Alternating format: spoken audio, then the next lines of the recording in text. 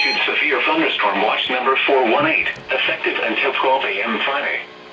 This watch includes the following county, the District of Columbia, and the following counties, in Maryland, and the Rundle, Baltimore, Calvert, Carroll, Frederick, Hartford, Howard, Kent, Montgomery, Prince George's, Queen Anne's, and Talbot, and the Maryland Independent City of Baltimore, and the following, Chesapeake Bay north of Pools Island, MD, Chesapeake Bay from Pools Island to Sandy Point, MD, Chesapeake Bay from Sandy Point to North Beach, Maryland, Chesapeake Bay from North Beach to South Point, MD, Patapsco River, Chester River, Eastern Bay, Choptank River, and Pawtuxet River.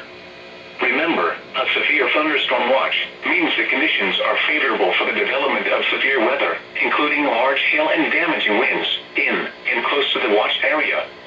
While severe weather may not be imminent, persons should remain alert for rapidly changing weather conditions and listen for later statements and possible warnings. Stay tuned to NOAA weather radio, commercial radio and television outlets, or internet sources for the latest severe weather information.